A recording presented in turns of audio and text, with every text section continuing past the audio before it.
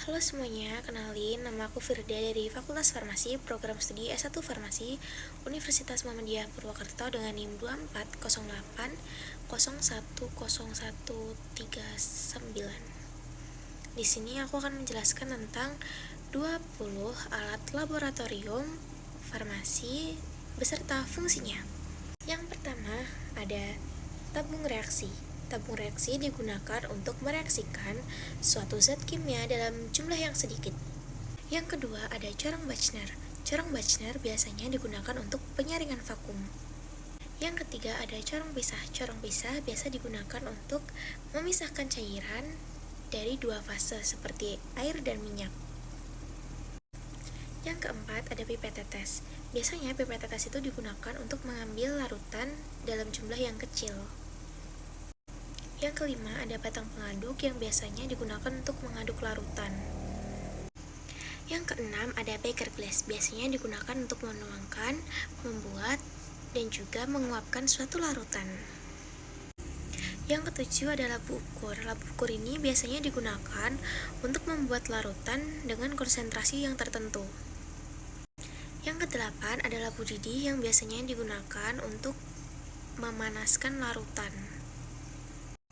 Yang kesembilan ada gelas arloji yang biasanya digunakan untuk penutup atau untuk menimbang bahan kimia yang berbentuk padat atau kristal. Kesepuluh ada gelas ukur yang digunakan untuk mengukur volume atau larutan. Yang ke-11 ada kaca preparat, itu bentuknya itu tipis, biasanya digunakan sebagai alas ketika kita akan mengamati suatu mikroorganisme. Ke-12 ada kuvet, biasanya digunakan ketika kita akan menganalisis dengan spektrometer. Itu biasanya digunakan untuk tempat sampel. Yang ke-13 ada pipet ukur, biasanya digunakan untuk mengukur cairan atau larutan dengan berdasarkan volume yang akan dikeluarkan.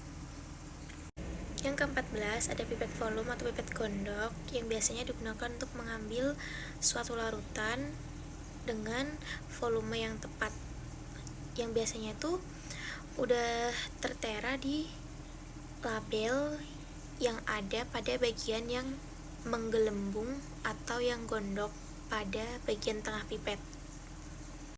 Yang ke-15 ada mikropipet yang biasanya digunakan untuk memindahkan suatu larutan dari satu tempat ke tempat yang lain.